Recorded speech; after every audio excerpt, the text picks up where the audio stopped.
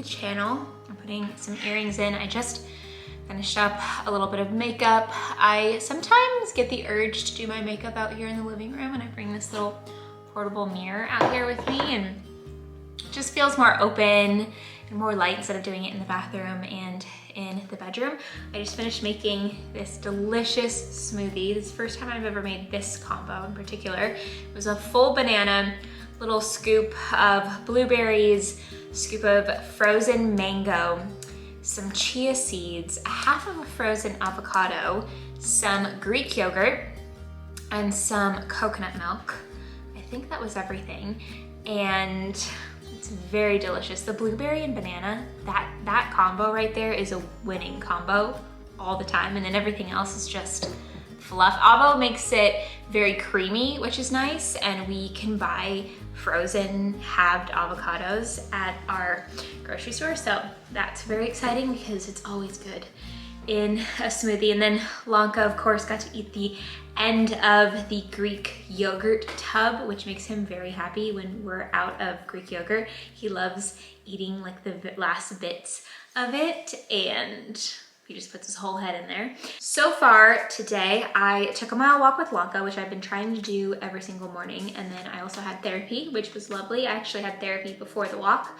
I love therapy days. It's always nice to just get things out of your brain. The last couple of weeks have been kind of crazy, and I'm gonna bring you guys up to speed on that. We have some Homestead updates, so I'm gonna fill you in on that in a moment. Last week, we were in Auckland for a work trip. I did vlog when we were in Auckland because I wanted to share that experience with you guys. We had 2 work events back to back, and then we had a bunch of meetings in between. So I couldn't vlog absolutely everything, but I did get some footage for you guys, and I wanted to share it with you.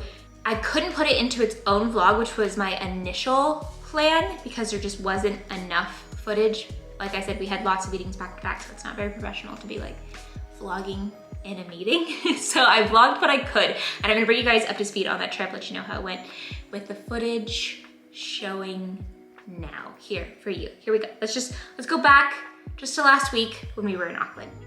It's about 8:30 in the morning right now. I'm getting ready because I have a meeting at 10. And then we're probably gonna go have brunch afterwards. Alex just went to the gym here at the hotel, and he's gonna pick me up from my meeting, but I'm gonna Uber to it. And then we're gonna check out Auckland. We haven't been to Auckland since we moved to New Zealand.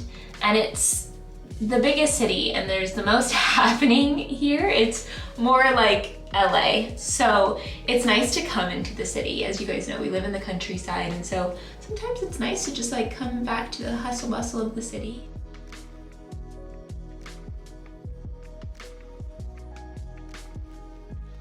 Okay, so this is the look I'm going to wear to my meeting. I didn't know what I was gonna wear, so I just pulled this together. These are my Everlane Utility Black jeans, and then this I've had for years, but it's from American Eagle, and it is just stayed in perfect condition for so long.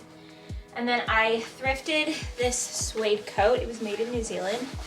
Just like such a cool coat. Wedged boots, these guys from Michael Kors that I've had for years. Oh, this belt is also from Country Road, which I think adds a nice little touch to it. And then I've got a ton of different layered necklaces, mostly from Majuri. Also, how cute is this little YouTube flask? You can put like coffee in it, or can you even read that? Can you see that? It's like this cute pinkish color, and it says YouTube, and it's just the perfect size. I have a huge Stanley in the car, and I can't like bring it with me everywhere. And this will fit perfectly in my purse. I gotta move a couple things around. Alex just walked in from working out, and he walks in and he goes, yes, cute corporate chic. That's what we're calling this outfit today. Am I right? I mean, it looks nice. Always my hype man. Find you one that's gonna hype you up. Fancy meeting you here again so shortly after. I had a meeting at 10, Alex met me at 11, and then we had another meeting. There ended up being another meeting from 11 to like 1 o'clock, and then that meeting ended up extending into a lunch meeting. So it was really difficult for me to just vlog in a professional meeting. So I'm back here now.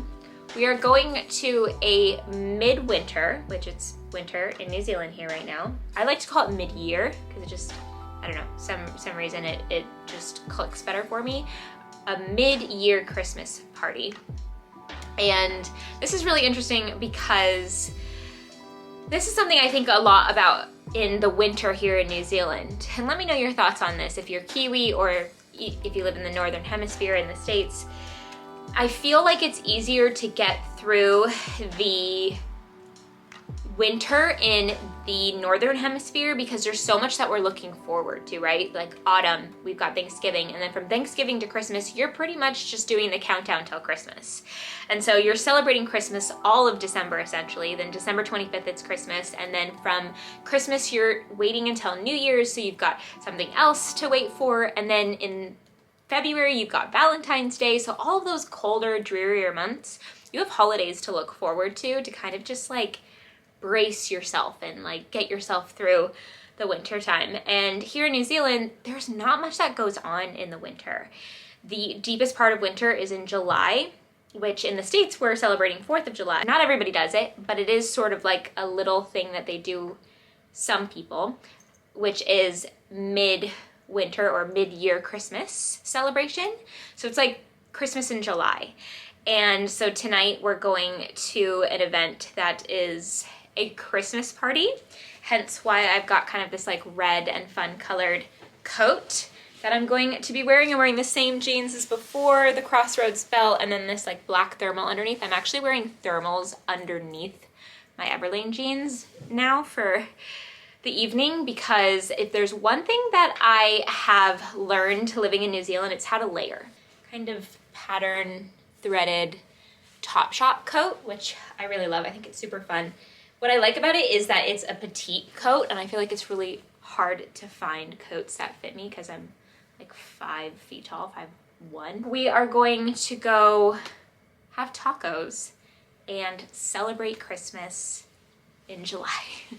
So that was our trip to Auckland, or at least the little bits that I was able to catch on camera. There were a lot of other in-between moments there that I didn't capture on camera, but it was really nice to connect with YouTube, to go to the Google space in Auckland. I've been on YouTube for 10 years in January, so definitely nice to like reconnect with them because I had a connection with them when we lived in LA, but being out here in New Zealand, nice to reconnect with them again. It's always nice to do stuff like that because it just reignites, re-sparks the fuel that you need to keep going, because being your own boss and creating content on the internet, it's not always easy. I mentioned earlier that I started today off with therapy, and if you watch my channel regularly, you are no stranger to BetterHelp. They are the sponsor of today's video.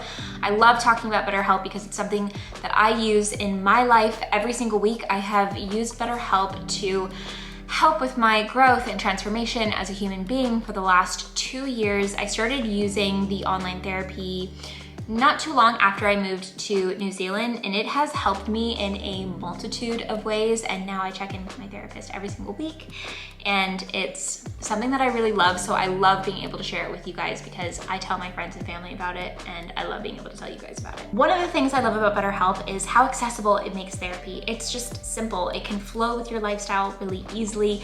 You can take your calls from the comfort of your own home. Whether you're dealing with a mental health issue, or you're just dedicated to personal growth, or if you're dealing with a harder, more difficult time in life, therapy can give you the tools to approach life in a very different way. BetterHelp is a platform that makes finding a therapist easier because it's online, it's remote, and just by answering a few questions, BetterHelp can match you with a professional therapist in just a few days. It's easy to sign up and get matched with a therapist. I'm going to put the link in my description box for you guys to check out. It's betterhelp.com/rad. I am very grateful that I'll be working with BetterHelp for the remainder of the year. You clicking on the link in my description helps support my channel, but it also gets you 10% off of your first month with BetterHelp. You can get matched with a therapist and see if it helps you in any way. Oh, and lastly, one of the best things about BetterHelp is that when you get matched with a therapist, if you're not feeling it, if the vibe's not right, therapy is a little bit like dating. You need to find the right chemistry. And if you don't find it on the first one, you can switch your therapist for free at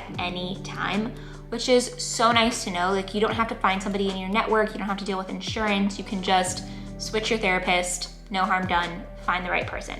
So if you've been considering therapy, go to betterhelp.com/rad or just click the link in my description box. Okay, I'm setting up my camera to chat with you guys about the Homestead update I have mentioned.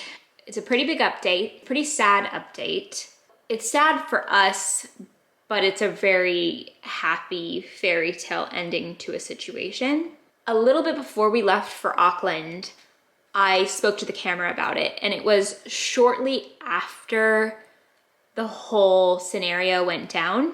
And I feel like it's more real and raw because it was directly after it happened. So I'm going to roll that footage. The big Homestead update I have for you all is that if you watch regularly, you know that we rescued a white pony that we named Penny. Penny was abandoned in the pasture next to our house. When we first moved in, we saw her there with 2 other brown horses, full-size horses, and she's just like a smaller Shetland. And we watched the 3 of them graze for a while in that pasture, noticing that nobody ever really came to care for them. The neighbor that owns the pasture was letting another person who owned the horses graze that land. The owner of the pasture came to the conclusion that she had just abandoned them there because we hadn't seen her, and she moved, the owner of the horses, and just hadn't been back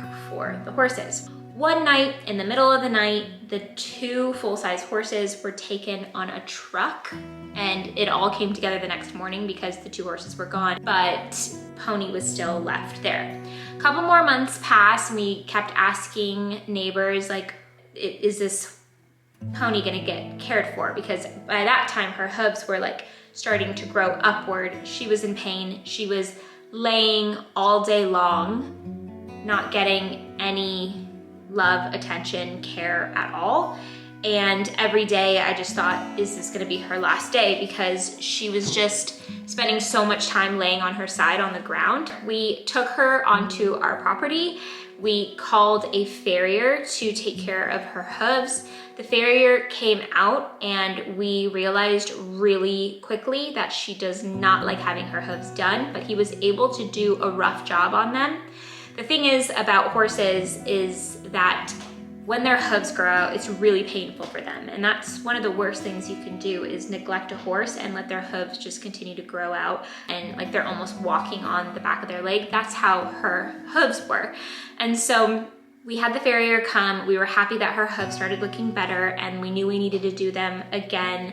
Had her grazing in the pasture, in our pasture, but we were able to go out and brush her. We gave her a bath. She was out there for so long with no, covering or anything like that. So she had like kind of like a rain scald on her back. So we took care of that, did all the things that the vet recommended, and had the vet come out and do a home visit, and had the farrier come back out a second time to get the hooves down shorter. And she remembered him and freaked out because she didn't want her hooves done at all. Kicking, jumping, just was not having it to get her hooves done. So that was a little bit concerning because we knew her hooves needed to get further down as they're supposed to be, but she was not having it. So we talked to the vet, and everything we decided with Penny, we ran by the vet.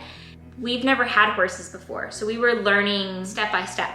It was time for the farrier to come out again for a 3rd time to try to get her hooves down shorter. But this time we knew we couldn't do it without having some assistance. So the vet came with the farrier as per the farrier's request and the vet's recommendation.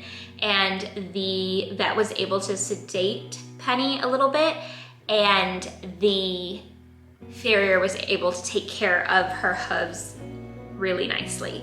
Over the last, I'd say 9 months or so of having Penny in our pasture, we were talking a lot about what our plan was with her, because we were happy having Penny here living at the homestead.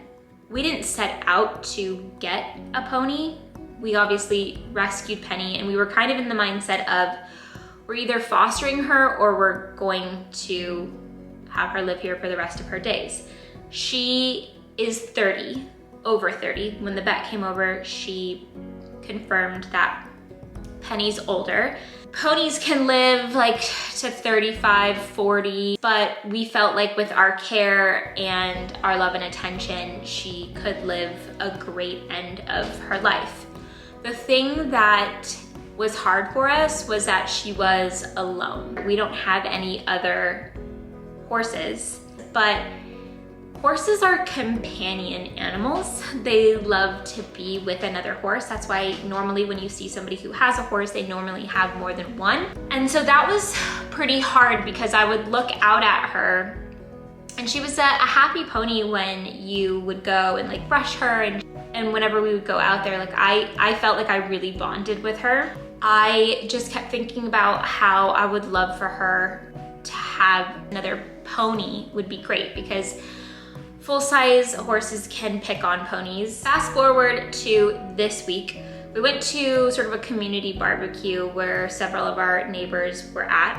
We started talking with one of our neighbors and they were asking about Penny and how things are going, and we started telling them about how we wished she would have another horse to be with and about the hooves and how it's been difficult with that and getting the vet to come out. As soon as we started telling her about this, she immediately looked at us and was like, that is so funny you say that because my friend is looking for an older pony to be the companion of her older pony because her older pony had a daughter and the daughter ended up passing away and her older pony is over 30 and really lonely, and she said that she wakes up every morning and tells her pony that she will find a friend for her and that she promises she'll keep looking and that it will happen. We hadn't pursued rehoming Penny because we fell in love with her, honestly. We just liked having her here, but we knew that her best case scenario would be to be in a setup where she's in a stall next to another pony and she can graze with that other pony. And not only did she tell us that this lady was looking for an older pony to be the companion of her older pony, but she also told us that this lady devotes her life to horses. Her animals are her babies and she loves horses and lives on a farm where she has people working for her that care for horses. So she has like a live-in farrier and staff that take care of the horses every day and can bond with them. And it's funny because the vet said that that would be the best case scenario. She was like, it would be best if Penny wasn't on all of this grass, if she had a stall, because her diet would be restricted and managed, and it would be better if she was a companion to another pony. She was just mentioning all of these things, but when our neighbor was telling us about this lady's situation, we couldn't help but think, oh my gosh, this is literally exactly all of the recommendations that the vet said for the best home for Penny.